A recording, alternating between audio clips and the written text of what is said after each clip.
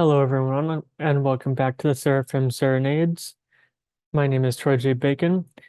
I am personal happiness coach, an ethereal engineer, certified Reiki master and teacher, as well as certified and licensed hypnotherapist. So, today we have a very interesting kind of different channeling from Kazaya. Before we get started, I would like to remind everyone that this is a public channeling and the group is open to the public. Um, so I would like to ask that everyone keep their personal questions down to about one for the Q&A portion, um, and additional, somewhat more personal and intricate questions can be asked in private sessions with Kazaya, private healing sessions where I also channel him for Seraphim Reiki. And so that can be arranged at newbeinghypnosis.com. Um, Simply email me and or book a consultation. We can get that started. So, in addition, I have made Zane Angelic the meeting host, and he will be moderating as people may show up, as well as he'll be asking some questions in the Q&A, see if anyone else shows up. So, I'm excited to get this started. And yeah, because I had some different messages this time. Um, Without further ado, I'll get started and bring him through. All right. It is lovely to be here once again, greet everyone in this way. An honor to be able to speak to everyone in this fashion once again. You may call me Kazaya, and I'm a Seraphim, although I'm also a group entity, not just singular. Lately, I've been showing Troy actually some ways in which I can be seen in kind of my true form as he may understand it. Um, he may describe that in the words he can attempt later. Today we have particular message, teaching, kind of set of messages within the teaching, and it has a lot to do with what we've described and detailed before as the human underworlds, which is the layer underneath the subconscious, as well as we will be talking about Lightworkers and Old Souls and what some Lightworkers and Old Souls may call Earth Souls, Earthlings, and some may use the term Normies, unawakened souls, etc. And there may be some other messages to get to. So first, let's start talking about the old souls and the Earthlings, as some may call them, or Earth-based souls, even though some old Earth-based souls are what some term awakened right now. And we would first like to recommend that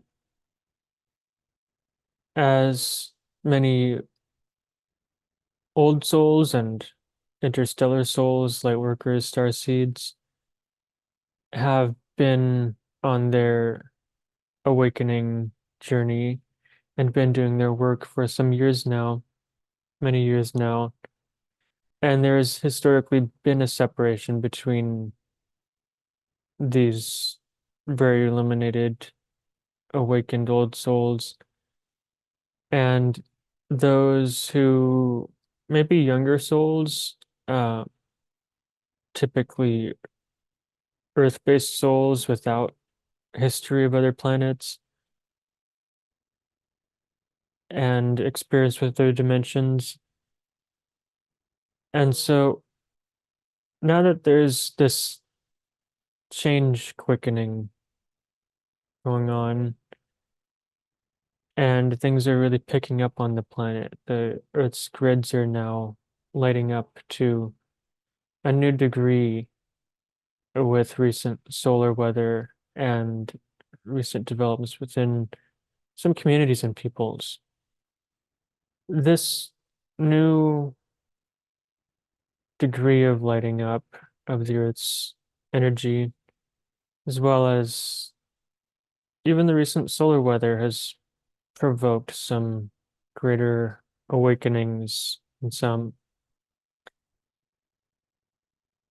And this is calling for somewhat of a unification, uh, a joining and greater respect and breaking down of walls and borders between the old souls, the lightworkers, the star seeds, interstellar souls who are awakened at this time, and those who may seem to be less spiritually awakened and have less of their, perhaps be less aware of their extra senses. And so we would like to say that there's really not much of a difference between all of you. You like to see what you see as your differences and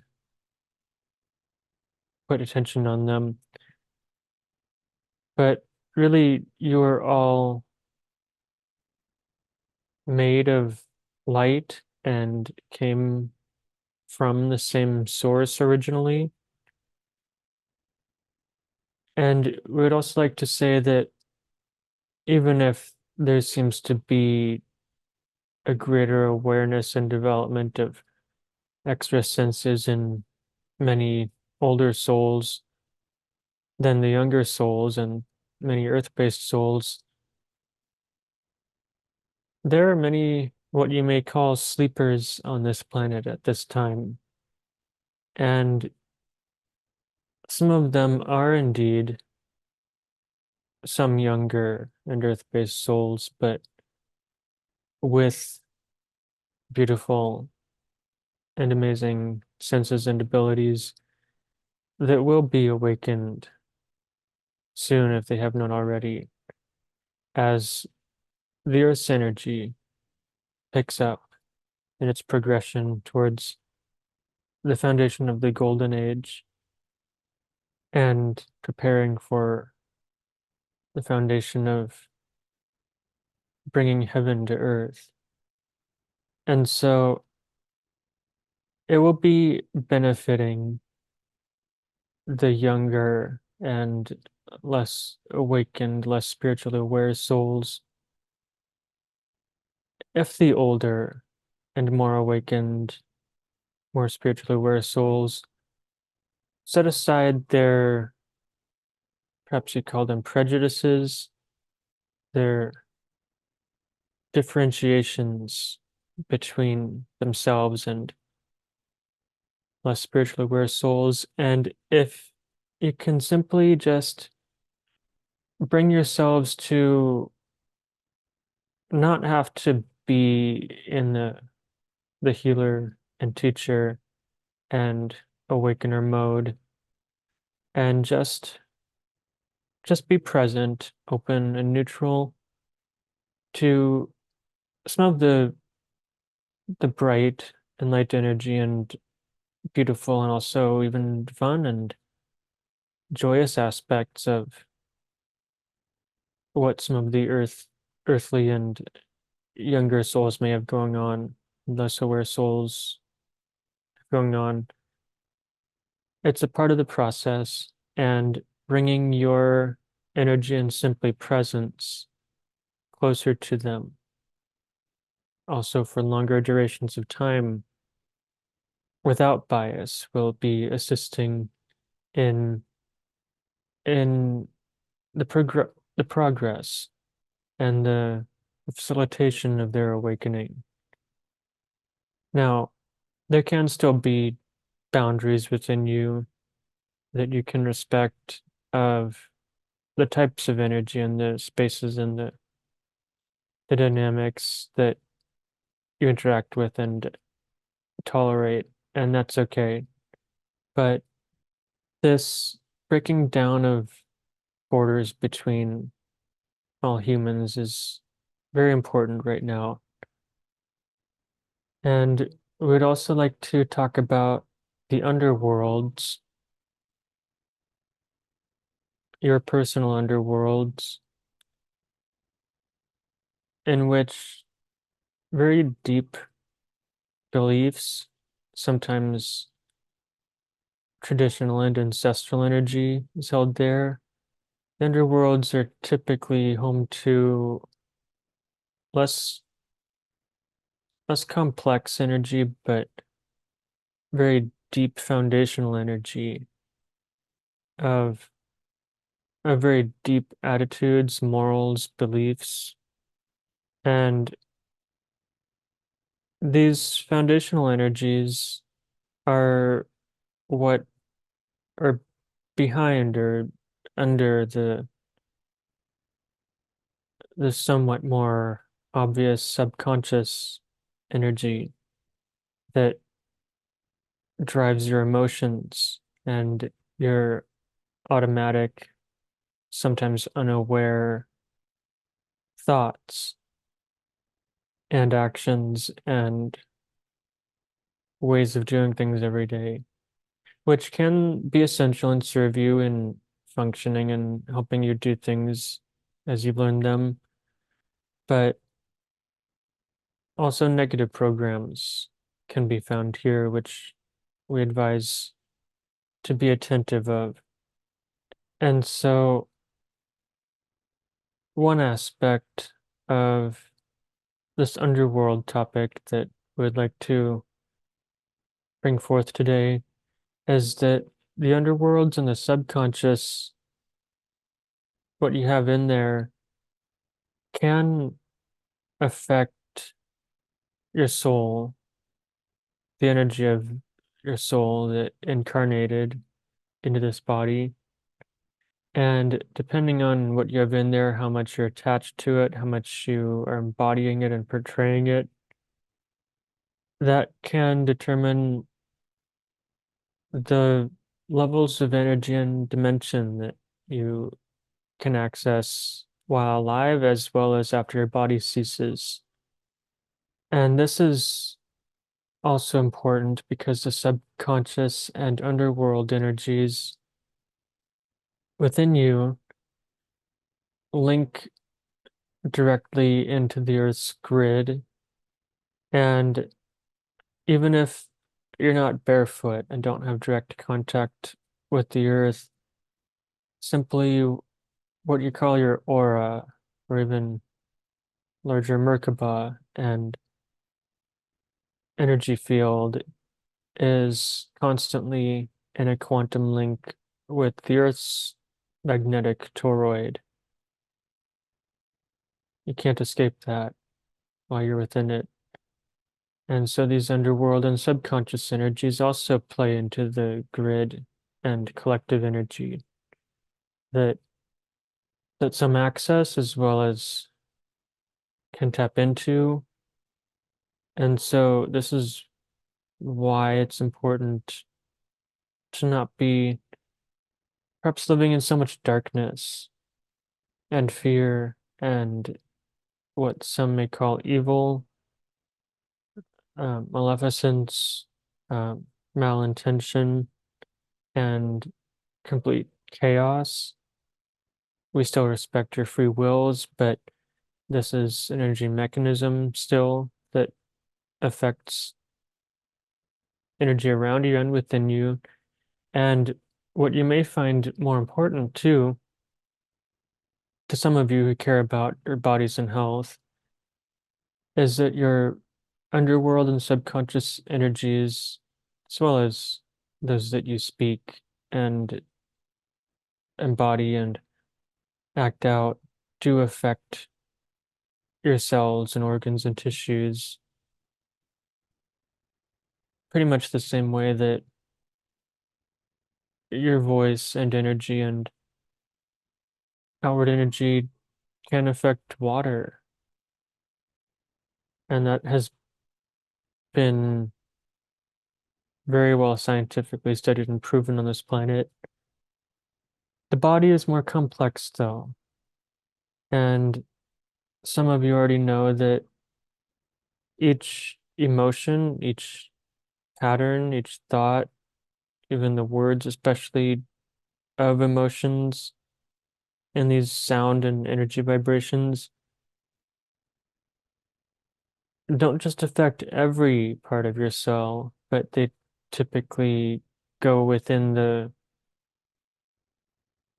complex circuitry of the energy body to correspond to the organ, the tissue part of your body that they most are resonant with.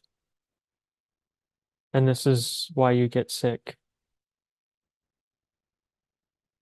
So, your inner energy and well-being and sickness and wellness and everything that you are and doing and creating not only affects you and your body, but affects others, plants, animals, through its grid.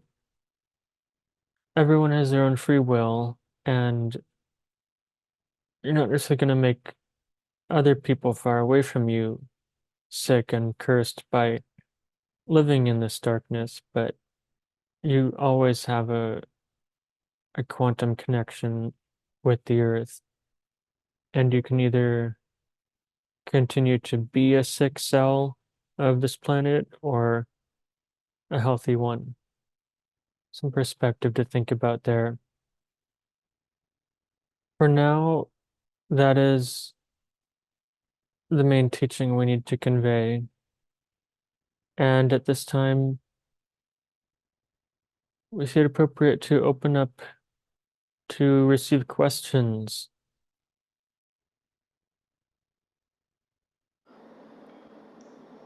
Thank you again for being here, Kazaya.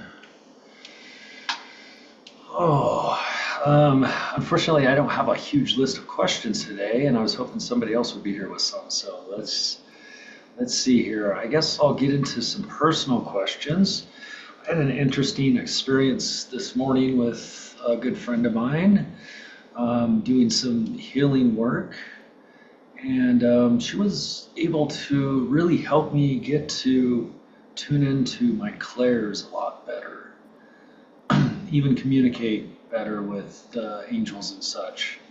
And I had the interesting experience of actually scanning her body and targeting specific things for really the first time. Because usually I've done kind of a general healing where I kind of let the angels handle it. But I guess what I'm trying to ask is, it seems like my clairs and gifts are kind of, or maybe a little bit slower. Um, I do mostly work through feeling, intuition, and prophecy, and I seem to struggle a bit more with the other clairs like clairaudience, clairvoyance, clair smelling, clair tasting. Um, and something inside of me tells me that this split is kind of between the higher abilities and the lower abilities. And so I guess I'm wondering, is there anything I'm missing or I'm not aware of? Is there anything other than more practice that I need to, that would help in activating my clairvoyance, clairaudience, and other clairs? We we appreciate this question as it pertains to it can help others as well, but as well as in your case, we would recommend, well, in some ways practicing each sense kind of separately. Makes take some time to really develop, and this would be a starting point. Perhaps with smell, you can have a series of maybe essential oils and flower essences and other pleasant aromas to test and strengthen your brain with. And do this frequently, perhaps every day would be ideal. With sounds, you can do something similar, perhaps have certain sounds recordings set up. What you may even enjoy is songs and music. Have some play and then start by guessing, training your memory of which song it is, which artist, what the message behind the song is. This will just be a starting point of being able to establish these senses a bit more, especially starting with your brain. Okay. I just had another question. Okay, We you were. Oh, sorry. Go ahead. we can recommend another training if you feel you're ready for it, and it can help gradually advance and enhance your energy body and senses.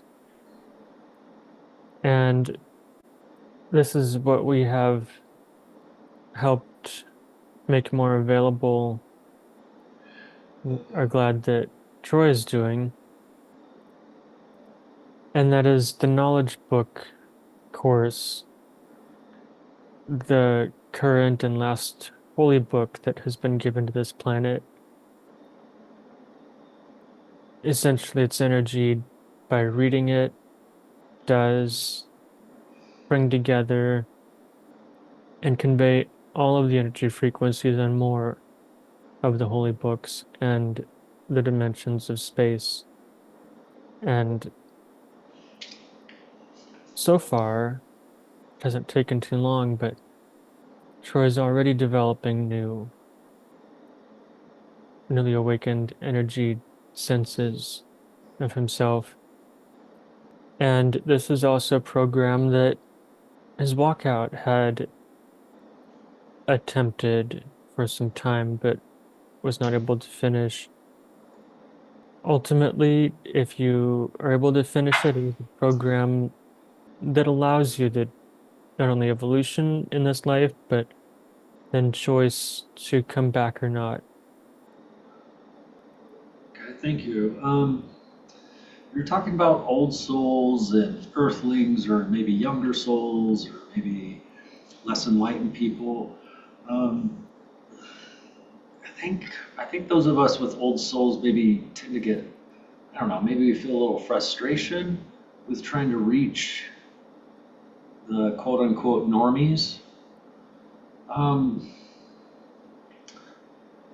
it seems difficult. It seems like the more I advance, the more difficult it becomes for me to integrate with a normal human or an average typical human. Um, any advice on how to reach them? Yes, this is a good question. And one ability you may have, and you may also be able to get better at, is even though you're advancing so much, an ability to turn off or temporarily turn off or set aside some of the spiritual energy abilities and senses that you have. Hmm. Perhaps imagine that not weakening, but that your chakras go on kind of close mode, where they perhaps your aura comes closer to you, and your chakras um, aren't taking in energy, but they're just there. Hmm. This type of practice can be instrumental in sensitives to stay grounded and just not take on the energy or um, perceive less awakened energy of others. And so this can help you also on a deeper, perhaps more subconscious, underworld and emotional level,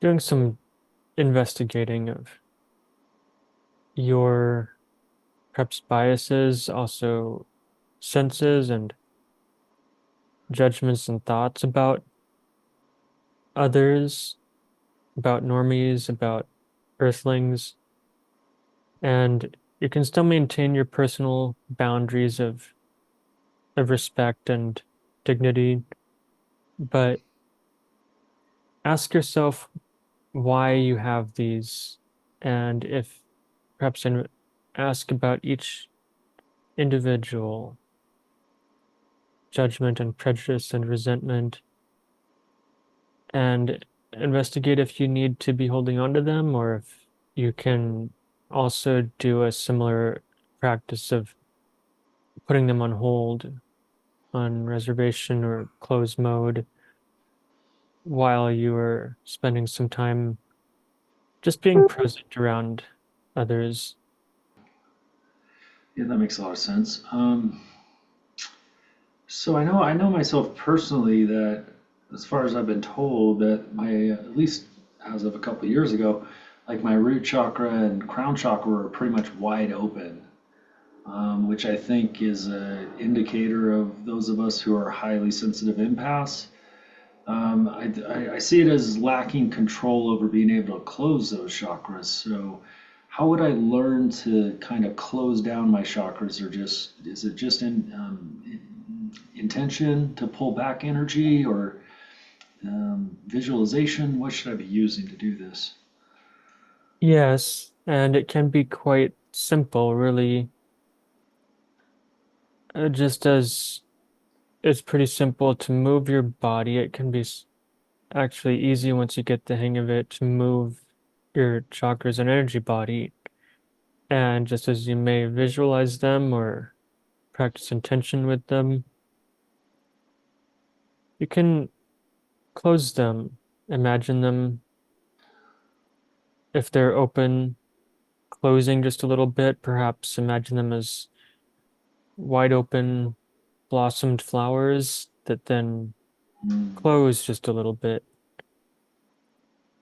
Um, and then by practicing that closing, you can learn to hold that while you need to around other people. And then later, when you are alone and feel safe, you may at times be able to open it again if you wish, if that feels appropriate. okay. Yeah, But it's certainly not required or important to keep your chakras wide open all the time. yeah, that seems like a slight bit disadvantage. Um, I know myself, I really easily pick up negative energies and intelligences and thought forms off of other people on a regular basis, which is why I've been really kind of focusing on protection and cloaking and things like that recently. So, hmm. So I was today, I was advised to start doing like a protection type ritual first thing in the morning and like first thing at night before going to bed. Does that seem to be the best way to kind of ensure that we're being protected while we're awake and while we're asleep? You may do this if you wish and if it feels appropriate to you, and if you feel that it is healthier or better for you to cast this protection or summon it at these times. And yes, in the morning after waking and going to bed can be very powerful times to be doing this practice. But we would also like to advise that there are it just to be cautious of being too active with casting protection, as there can be a darker side to that of engaging with fear and somewhat paranoia of assuming that you always need to cast protection and that you're always going to be vulnerable or threatened by energy from something else. Right, right. Yeah, I don't do it from I don't want to do it from a place of fear. I just want to do it out of I want to establish a habit of just doing it on a regular basis until at least until I get to the point where I can just kind of always be protected. Is that kind of the logical progression of this practice? If, say, I'm practicing putting up shields around me twice a day for some length of time, I would assume, like with a lot of other things, it kind of becomes secondary and just kind of happens automatically. Is that to be expected after some length of practice?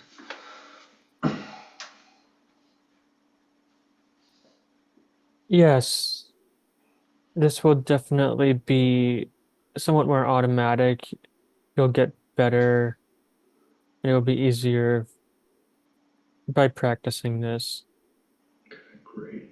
And you may eventually be able to cast protection and other similar energy abilities as you practice them and be able to cast them with your eyes open and awake without hardly putting a lot of intention into it. This is why some of the advanced what you call yogis and sages and masters of your planet um, may not have been observed to constantly be doing these ceremonies of protection and doing more of the maybe physical and obvious things of casting and summoning and changing energy because they got so good at just doing it, being able to do it and allowing it to happen mostly from within them and their energy. Okay, let's see here. So, I know in my journey, especially over the last few years since kind of my spiritual awakening began, I'm pretty much estranged from most of my family members, and I hear a lot of other old souls and light workers in similar situations. I know many of us, incarnated into difficult family lines for the purpose of trying to heal the family lines. Um, I'm often concerned that I'm not reaching my family or I'm not able to reach my family. Is this something that I should be doing, or is it more like I need to allow them to kind of walk their own path, sort of thing? We will honor the free will that feels right to you in this course, but it can also be beneficial energetically and in this lifetime for you to perhaps work on healing within your relationships with them, just as there may still be some residual unfinished business after this life or after any of them finish their lives. Yeah. So for you at least, it would be advisable to do everything that you can to clear up your karma with them. You can't control their behavior and karma, but if you want to, you can simply maybe give them phone calls or messages, notes, however it feels appropriate and safe for you to maybe give apologies if that's necessary, or just clear up any distance there, try to shorten the distance. Um, I don't know if they may not understand you, but they may simply uh, be as they are. Perhaps it may help to either explain how you are if that feels right and you get the guidance, or sometimes you may be able to simply turn off your abilities and how awakened you are and differences just for a short time, just to go visit and in much more human ways, even if it's small talk or something simple and regular, or going out for food or sharing meals, however your family and anyone does it, to just have some regular, ordinary time with them and send them a bit of more of a message and suggestion that your relationship is okay and you don't have to be distant from each other. Thank you for that. Also, recently over the past couple of weeks or so, I've been frequently being awoken at like 3 and 3:30 in the morning. Oftentimes with lots of thoughts running through my head of things I need to address and how to reach out to my family members and things like that. I've realized quite recently that this is definitely my guides and angels kind of motivating me to take action, I guess. Is that the right way to interpret this? Yes, that can be correct, and pay attention. We recommend to pay attention, be open when this happens. Either you may receive messages in your mind or in your dreams, or also you may be able to ask that some angels and maybe ancestors and beings who are trying to get through to you, just ask them for other signs, either in your life that occur around you, or maybe if they're strong enough to be able to move something or reposition something in a way just to give you confirmation of who they are and what their message is. Yeah, that's good. Yeah, I had some interesting experiences last week with some dreams and waking up in the middle of the night and then not being able to go back to sleep and having thought streams running through my mind. And then I realized, oh, this must be my guides telling me to do something. So I said I would do it. Please allow me to go back to sleep. They did, and then I woke up and took care of what they were motivating me to do. So thanks for that. Hmm, I had another question. I'm trying to find it. Hmm. Sorry, I need a moment to think. So as energy healers, when we're working on healing other people, whether removing attachments or dark energies or negative emotions and things like that, um,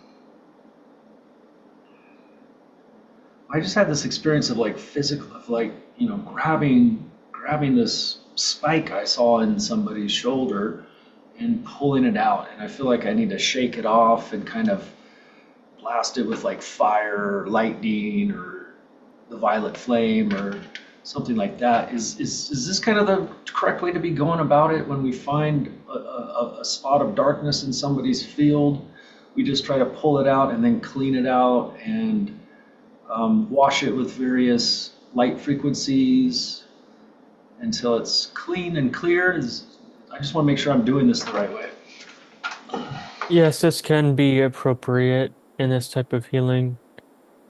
And if it was put there against their will, perhaps from someone else, it may be appropriate to, once removed, tune into who sent it or where it came from and send it back to that source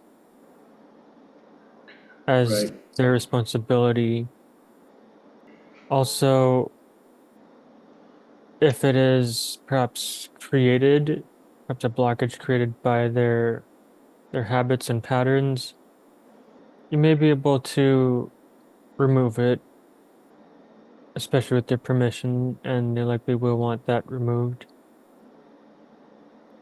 And yes, like you have been and suggested to perhaps expose it to fire energy and light and elemental energies, depending on the nature of it and how it needs to be treated. Excellent. Thank you for that. Also, so when we're healing and removing dark spots from people's energies or from their bodies, I appreciate that, and to look into where it's coming from and try to send it back to where it comes from. Is there some? Should we be shaking off energy when we're contacting this stuff? I know I've just seen a show talking about some people doing some type of energy healings, and they seem to um, possibly pick this stuff up from the people that they're healing from, and then the healers themselves will have some issues or some negativity to deal with.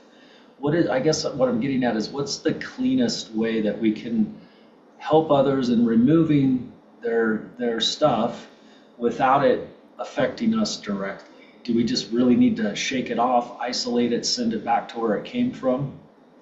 Or is there anything else we can do?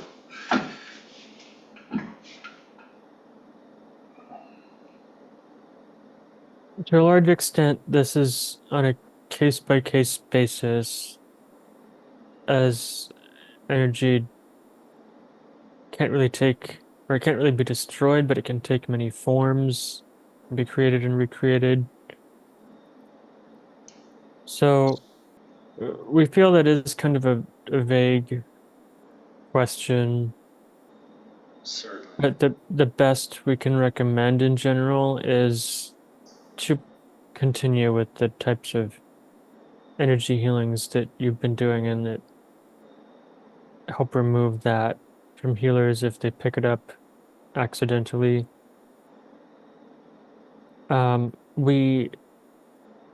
We do wish to see an Earth one day where it's just general knowledge and normal to be able to be maybe trained, but be aware and capable on the level of kind of being proactive and vigilant, if you want to call it that, of the energy that you pick up from others and being able to set boundaries, clear connections, and not let yourself take those on. We wish to see that day, and that will be hopefully soon, relatively soon on this planet, and lead to the welcoming and bringing in of heaven on earth. Yeah, I know I've had at least two or three experiences where I've literally felt something jump onto me or attach to me from somebody else I was healing, or maybe just being around or being in a relationship. Um, so to me, it would seem like I've certainly struggled with having boundaries most of my life. I'm definitely starting to practice this now and learning to have better boundaries. Would my propensity for picking up stuff off of other people just be directly related to my lack of boundaries and my lack of kind of self-protection, which is maybe why I'm a little more focused on protection right now, because I'm learning to set boundaries?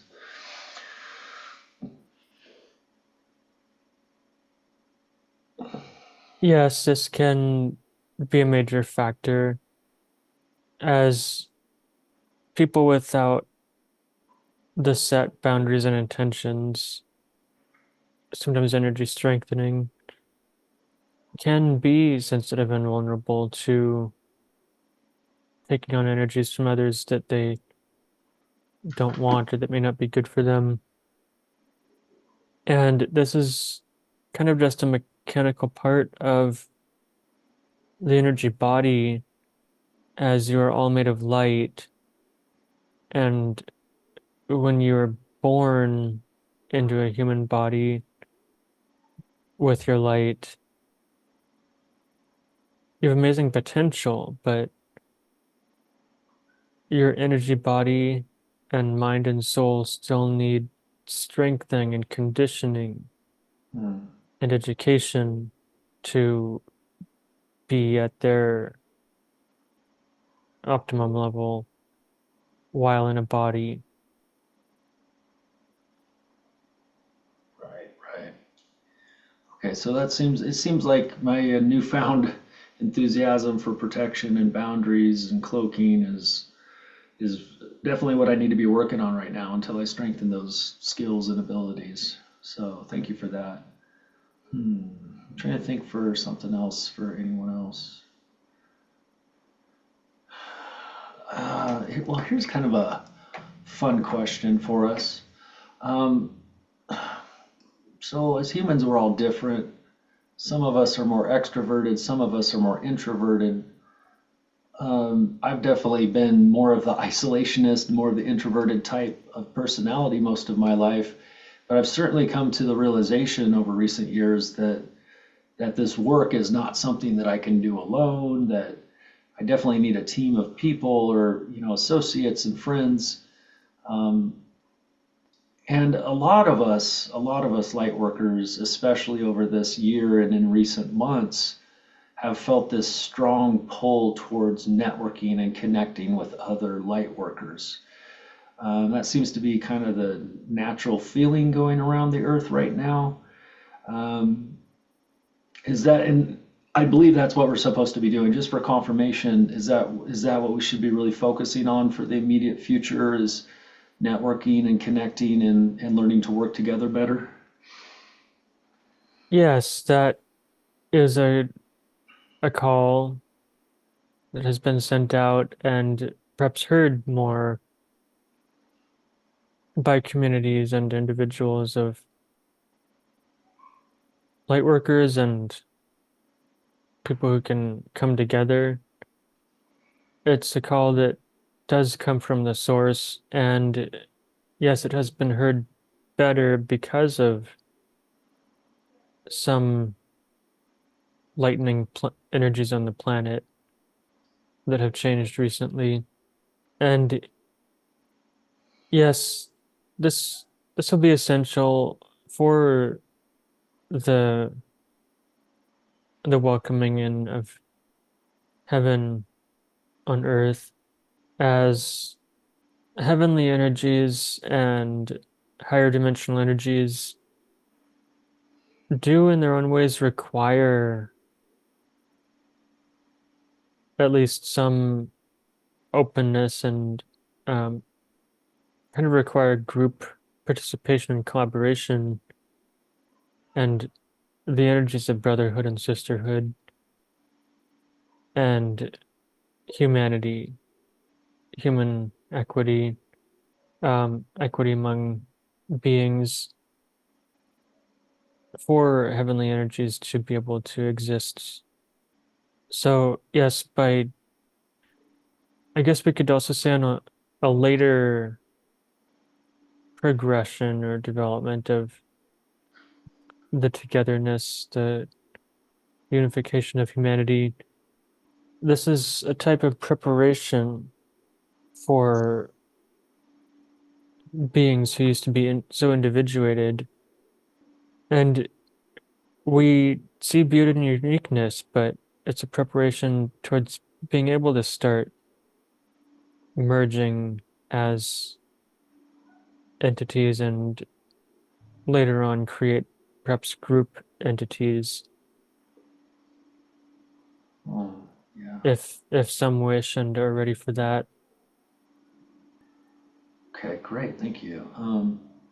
I guess next I'm just going to ask kind of it probably seems like a bit of a silly question, but it is a point of contention that creates a lot of dysfunction in our interpersonal communications, in between different belief systems and such, specifically about the names that we refer to higher beings in. So in this case, I'd like to talk about the Christos. We still have a very popular Jesus movement on the earth right now, where a lot of people are Jesus is everything, Jesus, Jesus, Jesus, in the name of Jesus. And with my understanding and study, it seems kind of bizarre to me that we call him by this name Jesus, since that was really never his name. So I understand by tracing the etymology back, his original name was Yehoshua in the Hebrew, which became Yeshua in Aramaic, which became Iusus in Greek, which became Isus in Latin, which then became Jesus in the modern English tongue. I guess from a spiritual level, do the names that we use to refer to specific beings really matter that much? Or like say if we know the correct name for the being and we're using some other name that's maybe popular for them, would that be incorrect for us to do, or does it really not matter on the higher spiritual planes? We'd like to say that it is not of high importance to us, as these languages and words are kind of a device of human intellect that allow you to be able to communicate to each other as you understand each other in these languages and words. And all of these words for Christ, Christos, Jesus, Yehoshua, Yeshua, and so forth can be spoken by all people and on all continents and areas of the earth, and still invoke kind of access the true Christ and Christed energy if that is the intention. It's it's honestly a bit more of the intention and the consciousness and the awareness that matters, as there is it is kind of like accessing um angels and spirit beings in the higher dimensions aren't picky about the words as long as there's the intention and the true feeling and consciousness of a particular energy. So you can say Christ or Christos, the Christ energy, and it can mean the same thing as the energy of Christ that is capable within humans, or it can be called the plumed serpent, the the return, uh, a global awakening. You can use all kinds of words and terms for it, but it's really about the energy and the consciousness of this, as well as the really feeling and knowing of it that is more important. So it's pretty much only humans get hung up on words. Thanks for that clarity. That would seem Yes, to affirm that that our opinion of it doesn't matter so much what we refer to a being as long as we know who we're talking about. So, for instance, it wouldn't matter if we called them Shiva, Shakti, God, or Source, as long as we have the same intention. a moment as we need to respond to uh, an issue right now. Troy needs No to problem. respond to it. No problem. We can pause.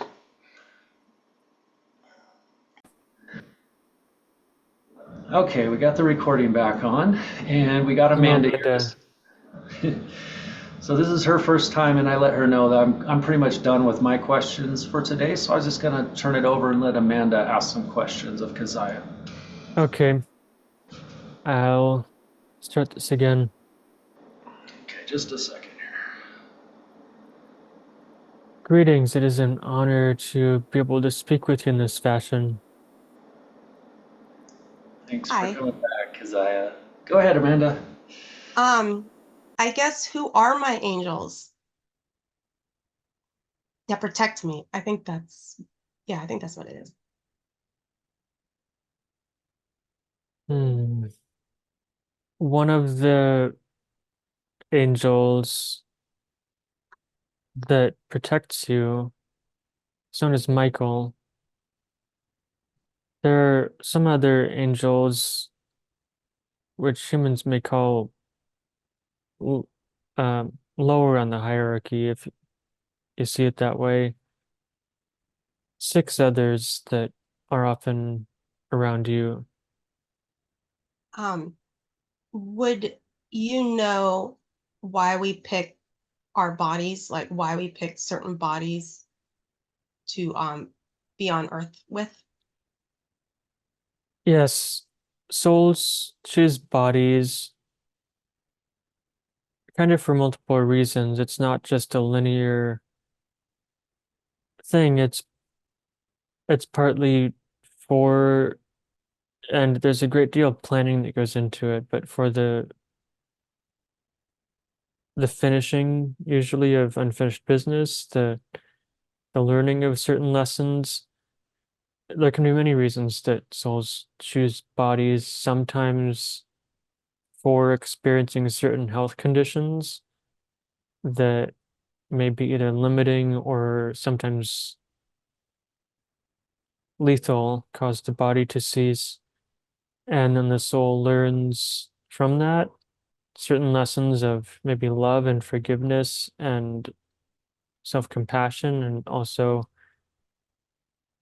some of that may teach others in your family and friend circles lessons perhaps of patience or awareness of that if it's a disease or a health condition. Uh, some souls choose bodies for their strengths or potentials based on ancestry and genetics. Some souls choose also to come into certain bodies to participate in certain archetypes, such as archetypes of perhaps being what you call overweight or even very skinny. Also, archetypes of certain skin colors and races. And this could be for being on the giving or receiving end of either what is energies of prejudice and hate, or even love and acceptance and respect. Do you know why I chose this body, like what my life purpose is? You chose this body partly on terms of learning greater self love and compassion, as well as finishing up some unfinished business. And we see partly simply to enjoy life and everything that life can offer you. Maybe I can Did jump I? in. Oh, sorry. Go I was ahead, gonna Matt. say, did I choose my mom? Yes, you did. I, Every soul chooses their parents or their caretakers.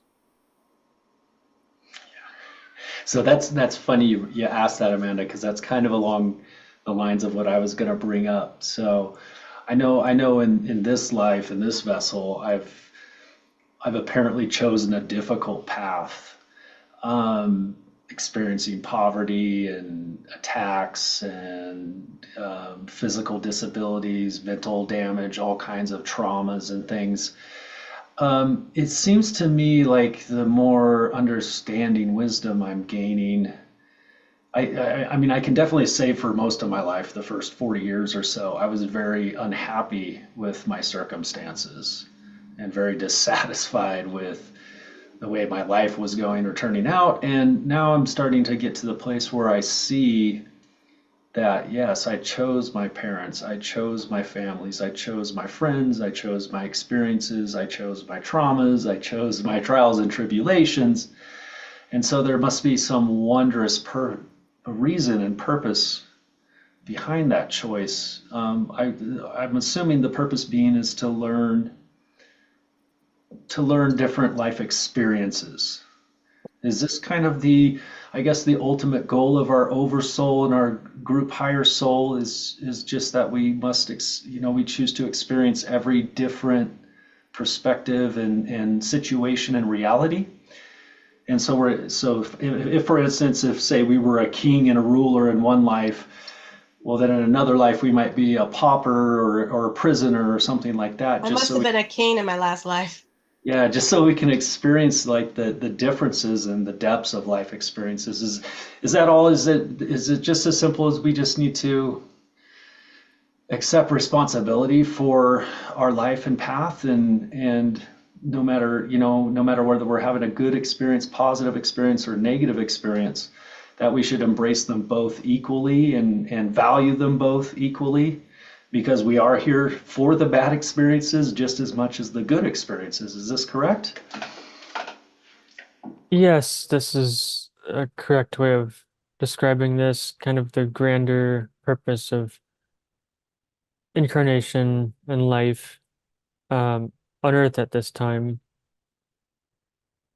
Each planet can be different based on its circumstances and species and what it gives.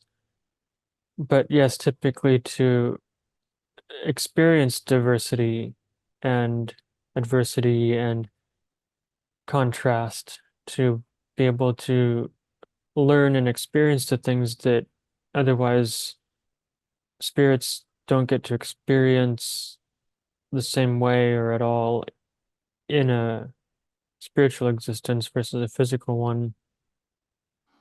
Okay, I just And had are there another. dark souls? Like naked? Yes, we have explained and described this in previous teachings, but yes, what the way we see it is that all souls have originated from the same source of light, and there are different dimensions that it can access and live in. But yes, some souls that originated as light got distracted. They forgot who they are. They perhaps were taught somewhat disturbing and more dark and not so loving and light-filled teachings, or perhaps they got involved with dark acts and darker ways of being during a lifetime or certain lifetimes, and then they lost connection with the light and the source. Those types of souls tend to then need to feed off of fear and darker energies. Um, Not all souls in the lower, what do you call, lower astral or darker dimensions need that or do that, but yes, there are some souls that have lost their connection with the light.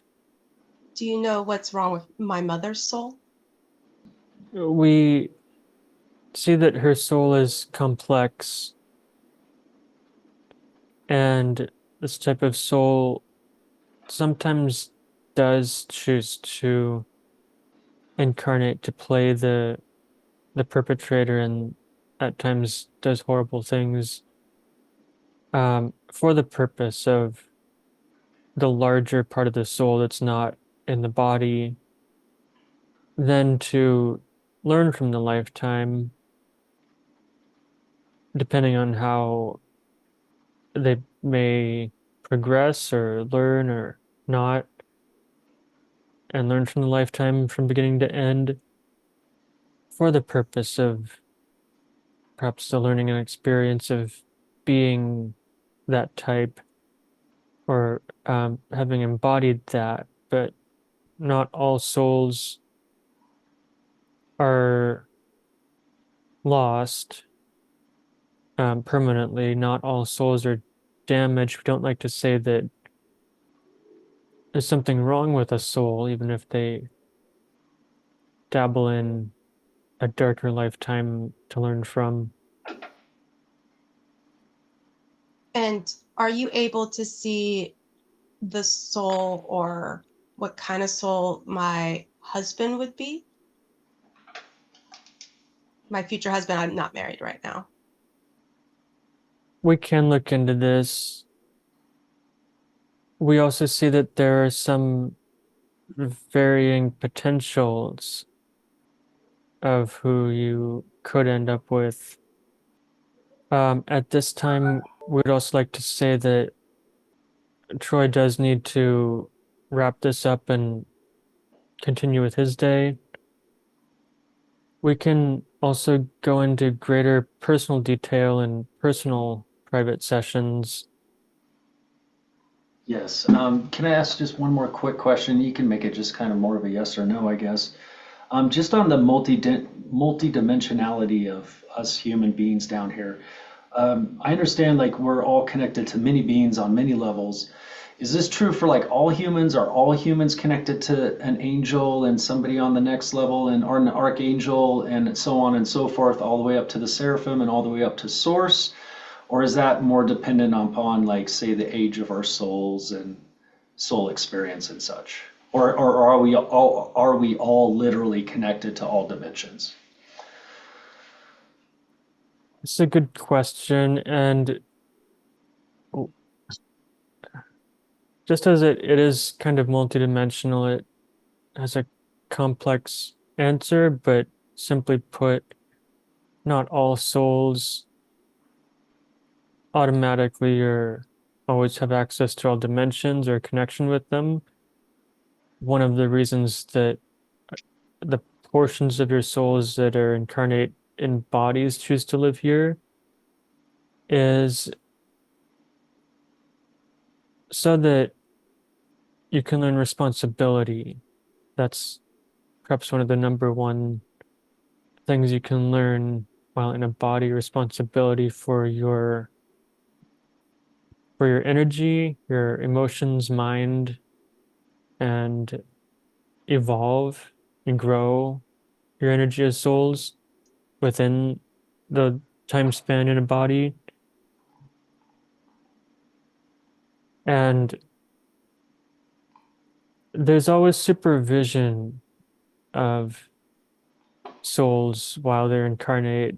You don't just come here and exist and roam around in a kind of jeopardized, chaotic free for all. There's always supervision and some protection of souls depending on what their soul contracts and greater part of their soul has chosen for each lifetime, and perhaps what they choose to experience or the severity of it. So, yes, there's always some protection that way with spirit guides and angels, but there can also be awareness that can be developed in most people and is a potential. Okay, so Um, thank you for that. So I'm hearing that we're all connected in some way to higher dimensional beings, but we're not all necessarily connected to the same beings, and that would make a lot of sense. yes, and there are actually some souls that may not have actually had hundreds and hundreds of thousands of lifetimes as many old souls have. Some souls incarnate into bodies with very little previous life experience, but high intelligence and energy from another dimension, sometimes just to bring forth perhaps a holy book or certain channelings and teachings and something to leave behind to benefit the whole world. All right, thank you so much. I do want to get closed up because we are a bit over time and we want to be respectful of Troy and his time. So thanks again, Kazaya, for a wonderful lesson channeling session. It's beautiful. Thanks for all the answers and all the clarity you provide us. We really appreciate it. Thank you. It has been an honor to be able to speak with you in this fashion and convey these messages. And before we close, we would like to recommend that everyone take some time to plant your bare feet on the earth. Take some time to smell the flowers and allow the sun's warmth to grace you, as well as to cleanse yourself in wild waters safely, as this will help balance the energies in your creature bodies. All is well.